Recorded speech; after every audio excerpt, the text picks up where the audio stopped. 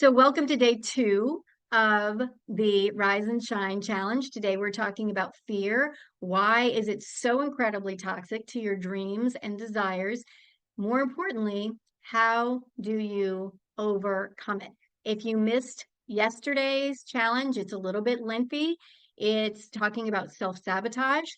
I strongly suggest you go back to that lesson, watch it, do the work to overcome self-sabotage, post it in the Facebook group.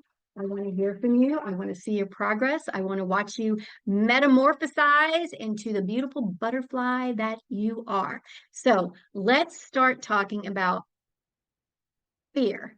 Let me share my screen here. And of course, it is not what I want it to be. Great. It's not working. All right. I'm going to share the wrong screen. There we go. Getting there, getting there, getting there, getting there. Thank you for allowing me to be imperfect because I am no longer a perfectionist. All right. So, fear. We operate from two places in this life. We operate from a place of fear or a place of flow. And here's why fear is so toxic. And most of us are in this place. It is restrictive. When you're sitting in fear, fear is saying you can't do anything else. All you can do is sit in this fear. It's immobilizing. It's restrictive. You can't create from a place of fear. You can't bring in abundance from a place of fear. All you can do is generate more fear. And if you remember from yesterday's lesson, our subconscious mind is hearing every single thing and it's feeling every single thing. We feed it. And if we're feeding it fear, that's your reality that you are projecting, and that is the reality that you're going to create. It's also contractive. We need to be open to flow. We need to be open. Our energy needs to be expansive to flow into the life that we desire and deserve. It's also scarce. There's never enough. You know, there's never enough money. There's never enough love. There's never enough of anything that you need. There's not enough solutions coming your way because you're sitting in fear. But when you transition to a place of flow, flow is expansive. Your energy goes, I can breathe. I can breathe because I'm not sitting in this fear. So you have more opportunities for things to come in for you instead of fear that has you restricted and hunched over and saying no to the universe and what it wants for you. When you're in flow, you're in an abundant state. You're creative. You know, if you can think of a time where you've been creating something and you're in the zone and you look up and 5 hours have passed. This happens to me when I write music. This is where creativity lives. It is in the flow state. And it is also abundant. Flow knows no limits to what you can achieve, your desires, all of these things. Miracles happen in flow. And miracles are pretty commonplace in this flow state. So this is why you want to get out of a place of fear and into a place of flow. So I want to talk about the mountain of entrepreneurial flow state. I talk about this in other areas too. It's not necessarily so entrepreneurial, but you know, this is your pyramid of ascension. It's a pyramid of flow state.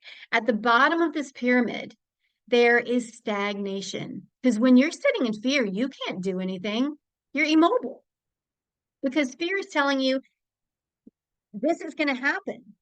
And it knows that this is going to happen. So you don't even go there. Immobility, stagnation, financial insecurity, self-sabotaging behaviors. All of these self-sabotaging behaviors are fear-based. Yesterday, hopefully you took the assessment that showed you where you are on that scale of self-sabotage. But here's what happens. When you become willing to flow, and you have to be willing to flow, nobody gets to this flow state by going, yeah, okay, You have to enter into a state of willingness because flowing takes work. It doesn't happen by reading a book about flow state. It doesn't happen by reading a spirituality book. You can read until your eyeballs fall out of your head. You get here by doing the work, which brings me to the next stage, which I call the waiting room, where you're transitioning into flow.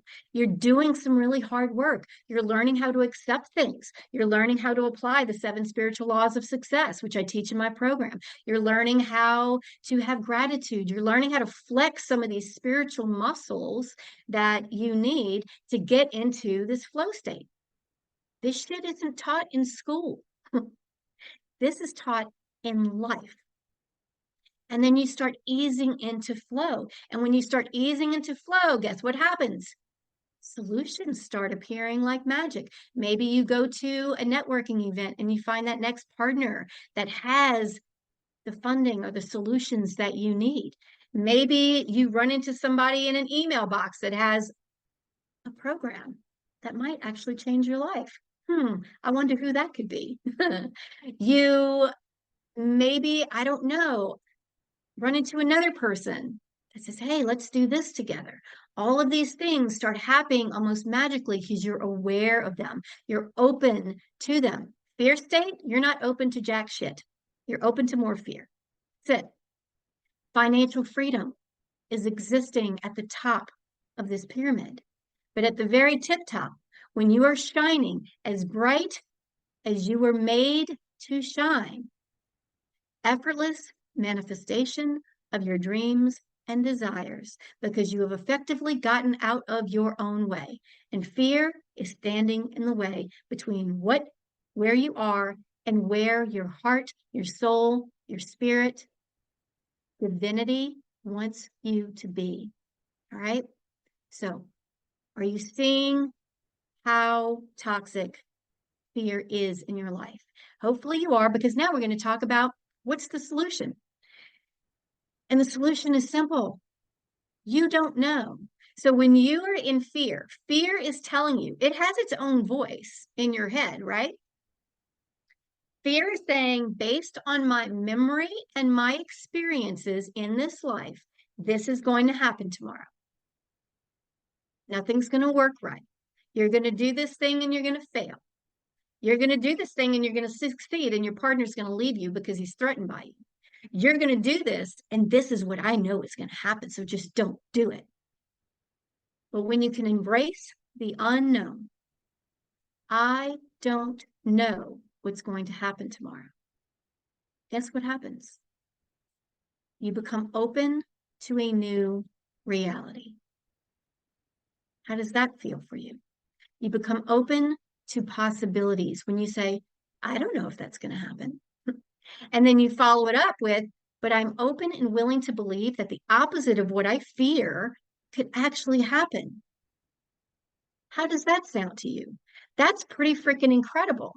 I am open and willing to believe that the opposite of what I fear could be possible for me.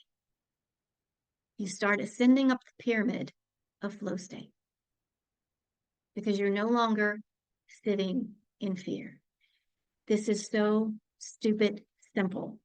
It's almost unbelievable. But when you start practicing this, you're going to see how things are going to start changing for you. So your assignment for today in this challenge is to go identify 3 fears that you're sitting in right now and write out on a piece of paper, put it in the Facebook group. I am fearful that XYZ, but I don't know that that's going to happen, but I'm open and willing to believe XYZ could actually happen, which is the opposite of what you're fearing. So 3 things that you are fearful of. Navigate around that. Post it in the Rise and Shine Facebook group.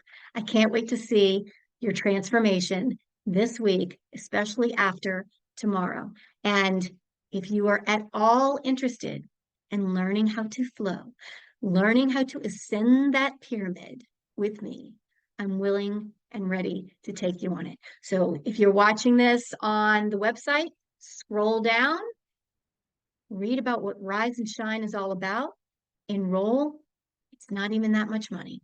The only thing standing in the way between you and what you want is you. Maybe it's time to take action. All right. So I'll see you in the group and I will see you tomorrow.